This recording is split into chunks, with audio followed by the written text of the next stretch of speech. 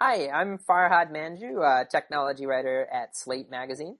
And I am Viktor Mayer-Schonberger, Professor and Director of the Information Innovation Policy Research Center in Singapore.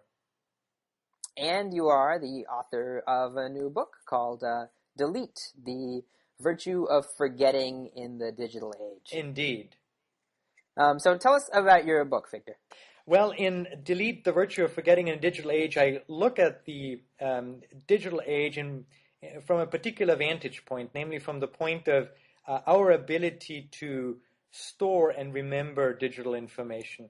For all of human history, forgetting for humans was really easy because it was biologically built into us, but remembering was always hard, took some effort, some time. Now in the digital age, that balance has become reversed. In digital age, remembering is very easy. It's the default today. And forgetting has become relatively hard, time-consuming, and costly. And in the book, then, I suggest that apart from a number of benefits that might have, there are also certain challenges or problems associated with it. One is related to power, and the other is related to time. Power meaning that others who have information about us and can store it and keep it accessible for much longer and longer than we remember it, might have informational power over us that might prompt us to behave differently, also to self-censor in a kind of temporal panopticon, if you want. And then I also look at the time dimension because for us humans, because we cognitively have no mechanism to forget, we biologically forget, it's very difficult to deal with time. With issues in our past, and that might trouble us to the extent that we might be unable to decide in the present because our mind is clouded by some memory that we came across by accidentally stumbling over an external memory stimulus like an old email or an old image. There was there was a vivid example of your thesis in the news today. Have you heard of this woman, Carrie Prejean? No, I have not. Please tell me. She's kind of a big story here in America. She's this pageant queen at one point, and then she got in trouble because she is sort of a Christian and an ardent, she's pretty religious, and during one of the pageants she said something about gay rights, that gay people shouldn't have the right to marry. This caused a lot of controversy. That's sort of all the backstory. But anyway, today or yesterday, there was news that they found a sex tape of hers. Although she's insisting that it's not a sex tape. That no one has kind of seen it, but then there's sort of news going around, and this is of course a story we've seen often. These sex tapes that people have taken long ago that suddenly surface, and that's the kind of thing you're talking about. One example of the kind of thing you're talking about when we say that the digital information kind of never forgets, right? That's right.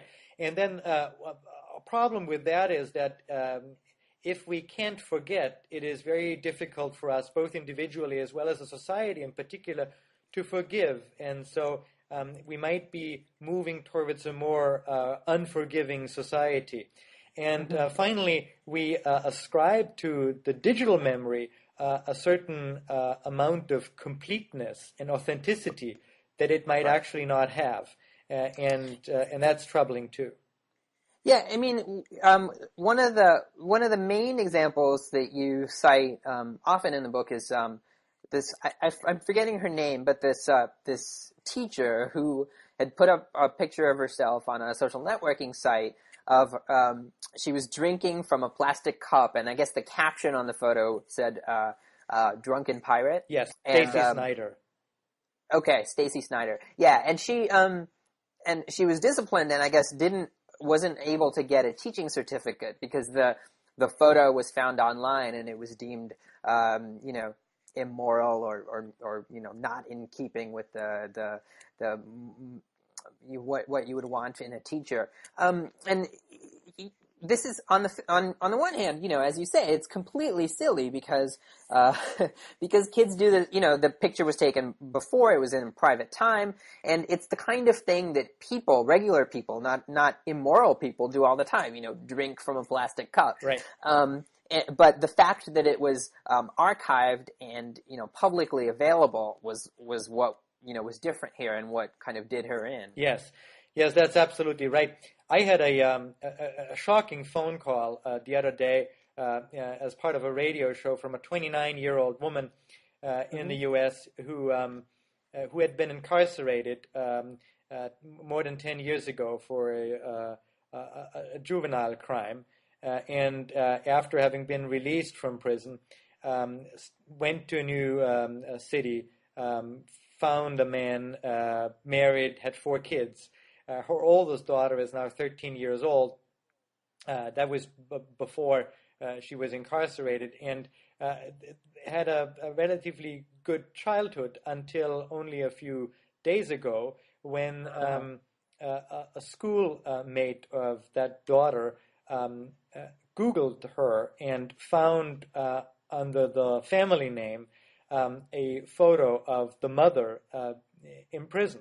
And there was a private company, apparently, that puts prison photographs, mugshots, online now, at least in California, going way, way back. So the government didn't do anything of that. The government may have expunged her criminal record, but this private company hasn't, and Google has cataloged it, has cached it, and suddenly the internet doesn't forget, and the result is that the young 13-year-old has lost most of its friends.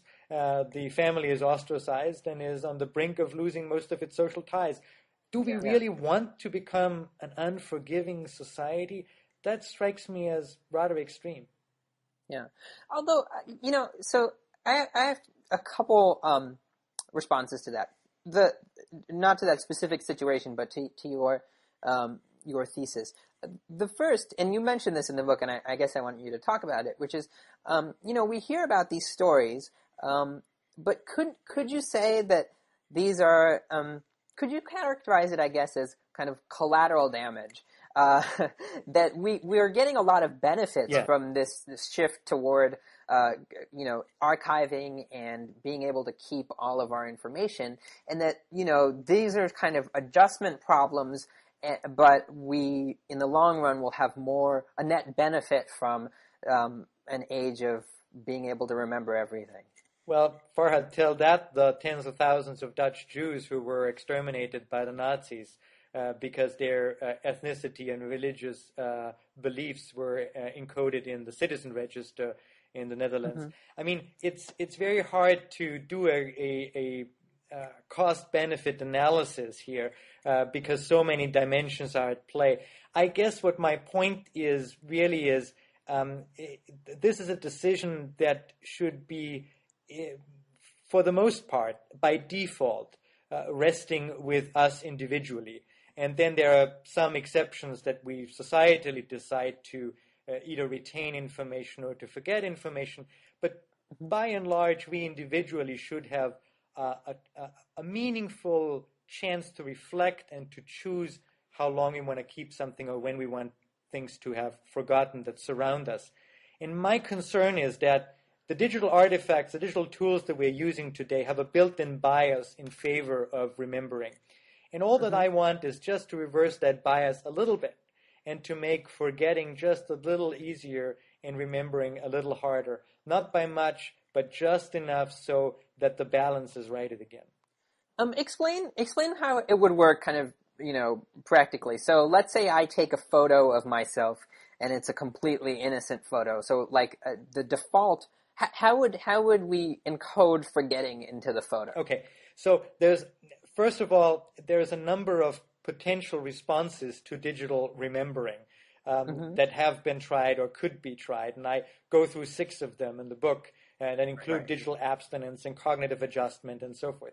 But at the end of the book, I also, in the final chapter, and that's really only like my 5 cents added to it, if you want, I suggest that we might want to add a 7th approach, and that is to revive forgetting in the digital age. And there are a number of ways to do that. One that I lay out in the book in a little bit more of a detail is expiration dates for information. So the idea could be that once you store a file or an image on your computer, you not only give it a name, you also give it an expiration date.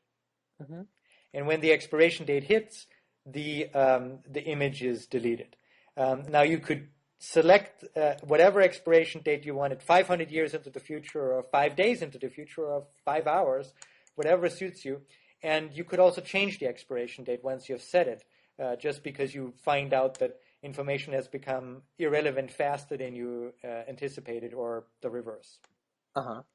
And that way we would introduce a meaningful dimension of time. Stuff that would, information that would be no longer relevant to us would have the possibility to vanish. And we could control that. We could reflect and then choose. And that would be much more straightforward a process, and would always remind us, humans, that information isn't timeless, but most information is connected to a particular context and a particular point in time. Well, I think that's interesting, but I don't. So I'm not sure how applicable it would be in the cases you cited. For example, in the Stacey Snider case, the problem there wasn't that it had been online for a long time. The problem was that she, I assume, when posting it, didn't consider the ramifications of it being kind of publicly available, which I think happens a lot these days. People post stuff on Twitter or Facebook, and they don't really realize that it might be, available for everyone to see. And so it seemed like that was the kind of the real problem in that case. So, well, maybe not. It's very hard for us to sort of second guess right. the real motives there. But what it seems from the court documents is that the university was concerned with impact, with the impact that the potential impact the photo might have on minors. Now, right. if the photo is online only for 5 hours, because I suddenly realized that was a mistake and I give it a very short expiration date, right. then it vanishes. Then the impact would be minimized. If I can't do that, then the impact will be very long, and therefore might be substantial enough that the university administration says, look, this is too much of a bad influence on minors, and therefore you crossed an invisible line in the sand, and we won't give you a teacher certificate. So in other words, with the expiration date, Stacey would actually have been better off. Well, but so I guess my question is, would your expiration date apply to, like, if she had put a 2-year expiration date, maybe that's the default, or maybe she felt that this would be okay for 2 years, but she still hadn't really thought about the implications of it being public. Yes. And let's say someone found out with a year left on the expiration date. I mean, wouldn't you still have the same problem? No, she could just then change the expiration date. She could just revoke Yep. it, kind of. And are you saying that it would have some technological way to prevent people from, I guess, making copies? Someone who saw it and distributing it, or look at this case. This case is all about being visible on MySpace. So if I had downloaded that photograph of Stacey's on my computer and kept it, that would have had less impact. That's right. right. Yeah. Wouldn't have had any impact. So I think expiration dates would work not through a perfect technological solution, but through getting the major information service providers that help us share information on the same page on this. It strikes me that she could have done the same thing. I mean, when they found the picture, she could, you're saying that she could have revoked or changed the expiration date. When they found the picture as it is, she could have just taken it down. That's right. But at that stage, apparently it was archived by the Internet Archive, cached by Google, and these type of things. So you're saying that the expiration date would sort of remove it from all those other online services? That's correct. That's correct. See. Because I would assume that these major services would then work together and sort of respect their expiration dates that users set. Okay. The possible problem here is, what if there's kind of what if there's news value to this photo? I mean, let's say this wasn't a private person, but let's say it was Sarah Palin. Yes. And someone found a photo, and then she pulled it out. She, used this expiration date mechanism to pull it off the internet. That's a very good point, and I believe we already do the same kind of. Or we do something similar in the analog world. We just then have media, news organizations decide whether they want to report that, whether that's a story or not. And if they then decide to put the photo in, then it's a story, then it's the media, and then they perform a very important societal function. And therefore that information needs to be retained. That's perfectly fine. I strongly believe in the role of the media to not only report on information, but also to have that information available for us later on to access. Having said this, a lot of the media are struggling with this problem, particularly as they made a mistake in reporting. What shall they do? Shall they then later on correct the mistake, or publish a erratum, publish a correction? Because if you publish a correction later on, then through the subsequent search by somebody else, you need to ensure that not only the original article comes up, but also the correction. Right. This is sort of your proposed idea. You go over some other potential solutions, and the one that struck me as kind of being the most likely, and also the one that I think I'm most in favor of, is the one that I think you called cognitive change or cognitive adjustment. Yes. Which is basically the idea that we do nothing, and that society will just kind of adjust in some way to this problem. And one way of adjusting would be we might that after cases like Stacey Snider's, people might become more wary or intelligent about what information they put online. Or the other thing we might do is we might recognize as a society that if you see a picture of a teacher doing something completely legal but somewhat inappropriate, like drinking on the internet, we might not have as much kind of social opprobrium about that, because we realize that, well, now in this digital age, we find pictures of people doing all kinds of stuff online, and so it's not such a big deal anymore. And we might, we might, as a society, over time, kind of just adjust how we deal with this this new always remembering landscape. I mean, but you are skeptical of this idea. Well, to be honest with you, Farhad, there's two elements to what you just said. One is we could just publish less, we could share less information. Mm-hmm. That's a form of digital abstinence, or digital abstinence light, as I call it. And President Obama, in early September, urged school pupils in the United States to actually follow that suggestion. That makes sense, but it sort of seems to me that we are impoverishing our society by not utilizing the digital tools that we have available to share the information to the extent we want to. And it seems like that's a little bit of a too extreme a solution, or too strong a solution. So I am with you on the cognitive adjustment. In fact, going into researching this book, I was pretty sure I would go for cognitive adjustment as my favorite solution.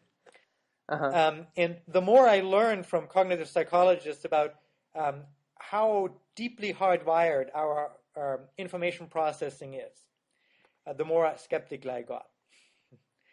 And explain more about that. Sure. So, some have said to me, today we accept that gays marry or have civil unions. Today we are accepting that school children can drive at the age of 16. That wasn't the case 100 years ago. That wasn't the case 50 years ago. So mores and values change. Why can't we change our perception of digital memory? And the answer to that is, it's not a problem of values or value change. It's not a problem of perception change. It's a problem of how we humans deal with external information inputs. If we have an external stimulus, like if we look at a digital picture of some event of the past, we practically can't help but remember that event. It brings back the memory. It's an automatic process. And so as much as we try to sort of put that aside, put that memory that comes back in our mind aside when we are faced with an external stimulus, particularly a very rich, media-rich one, as much as we try to put that aside, we can't. And for a moment, we are then captive of that past experience. Right. I think an anecdote would help here. You were saying in the book you have this one sort of scenario you outline about when you're going through email. You want to tell that? Sure. Thank you very much. Yes. So suppose you have a good friend who is coming back to town and is emailing you, and you just want to respond back. And in order to do that, you quickly search your email inbox for the last email exchange you had, and up pop the last 10 years of email exchanges with all the subject lines and so forth. And there is a really strange subject line, and you start to browsing and then to read the email, and you discover that you had a real conflict with that person many years ago, 8 years ago, 10 years ago, and there was some deception, some fight, some quarrel. Eventually, you might have reconciled, but you don't really know how and why, and you really go through that conflict again, and suddenly it's present again in your mind, and it clouds your ability then to decide whether you actually want to meet that person, because suddenly what you remember is what happened 10 years ago, whether it's relevant for the person today or not. And that might cloud your ability to judge that person, to evaluate and assess the value of seeing that person. A journalist who I talked to just yesterday confessed to me here in England that she had a similar experience, that she had a friend who she thought had misbehaved, and over the years she was forgiving, but then by accident she reread her email exchange, and she was reliving that experience and said, no, I dislike this person. I very deeply dislike this person. So it forbade her, it prevented her from forgiving that person. And from and the key thing, I guess, to remember here is that without the digital technology, without the email archive, these friendships would have gone on because as you say, one of the key things about kind of human relationships that make them work is our ability to forget things in the past. Exactly, because our memory is actually hardwired to forget the things that are no longer relevant to our current situation, to the present situation. And in that sense, it's a pretty good tool. It helps us to generalize, to abstract, to forget the detail, and to move on, and to live in the present. Yeah. And so, I mean, and so that comes to your kind of your problem with cognitive adjustment, which is you're saying it's very difficult for us if we see an email like that in our email archive, even if we kind of objectively know that it happened 10 years ago and it's no longer relevant. It's kind of hard emotionally to get over that because it's there with us at the present. It kind of the past has been dredged up and we can't overcome it. Exactly, and I wouldn't call it necessarily emotionally because it's a cognitive process. It's not an emotional process. It's a cognitive process that we can't stop from happening. So as much as we want to be rational and analytical, that cognitive process takes place and teleports us back, in a sense, in time to this event in the past. Despite the fact that it is no longer relevant, we have decided, our brain has decided, for the present. And so the interesting thing is, how do we deal with that? And even if we want to force ourselves to cognitively adjust, that adjustment is going to be really, really hard. At least that's what cognitive psychologists tell me. And so in your kind of proposed solution to this, let's say this email scenario, we would have like a time limit on our email. So let's say you're going back and searching for your last email with your friend, you wouldn't see anything before 2 years or something, 3 years. That's one possibility, or to tagging emails with an expiration date, and so the emails vanish that I don't need anymore, no relevant anymore, would be another one. Another possibility would be the digital shoebox in the attic version, or digital rusting that I write in the book as well, where you basically say, look, I'm keeping the stuff, much like in a shoebox in the attic, but I would have, but on a separate hard disk, I would have to take out the hard disk and actually connect it, so that the chances that I accidentally drip over it are minimal. Mm-hmm. Yeah. And so it'd be sort of making it over time, making stuff that happened further and further in the past less accessible. Or the stuff that is less relevant to us today does not necessarily need to be very much past in the time, but yes, becomes less obvious for us to see and to be sidelined. What has been the reaction to your book and your ideas as you've been talking to people about them? I mean, it strikes me, I agree with you that this is kind of a novel thing in the world, but I had never considered it. I had heard of even the Stacey Snider type problem. I had heard of that story before. But I had never considered it kind of a huge problem. So I guess I have two questions. How big of a problem do you think it is kind of for society to deal with? And then two, what have people been saying? Well, I think it's a tremendously important and deep problem. It's a problem that is growing and growing by leaps and bounds, and that may have consequences that we have no idea of. But I do think that if we undo something that is so fundamental to humanness as forgetting, that must have huge consequences. So I do think it's a big issue. What have people said? Well, the sort of default reaction is, wow, really? Yeah, you're right. So there is this sort of aha moment there. Yeah. And that's kind of fun to have. And then there is a lot of skepticism when we come to how to deal with the problem. And part of the skepticism is also because our expectations for solutions are very high. Our expectation basically is that a solution works perfectly 100% of the time at very low cost. And that's how we expect things to work.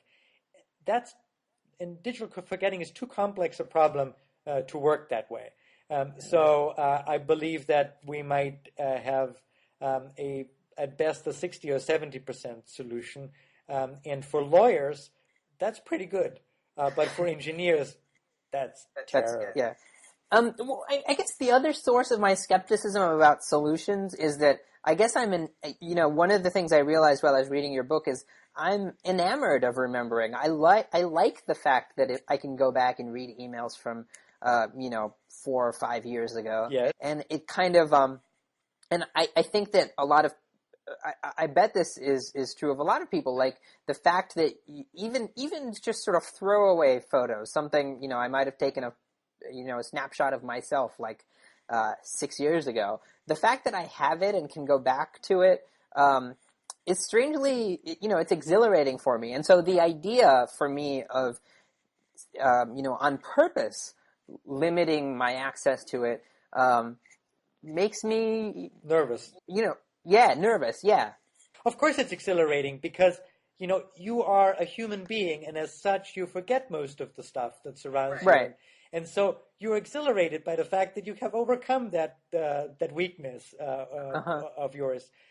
That's perfectly understandable. But if we go beyond exhilaration and ask for value in it, then the equation is much less clear, it seems to me. And that doesn't mean that we should forget everything. By all means, what I advocate for is that individually as well as societally, we have a choice. And we have a chance to have a meaningful choice in deciding what we want to forget and what we want to remember and how. And I believe that we are not having that anymore because so many digital tools that surround us have a built-in bias in favor of remembering, so that forgetting really becomes quite difficult. And so I strongly believe that archives, museums, the media should continue to be able to keep information and to keep information accessible to others. It's an important element of our society. If our society decides to not forget an event in the past, like the Holocaust, then that is a very important decision and a decision that I think we should take. But that's a deliberate decision, and that's all that I want. I want us to deliberately decide what to remember and what to forget. Yeah.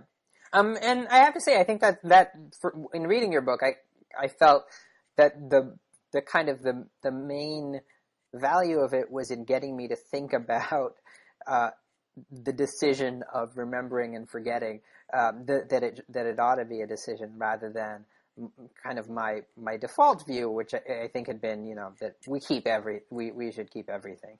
That's what I say at the end. That's what I say at the conclusions as well. I really want to start a debate, a broad debate, rather than presenting a ready-made solution and here you have it. Right.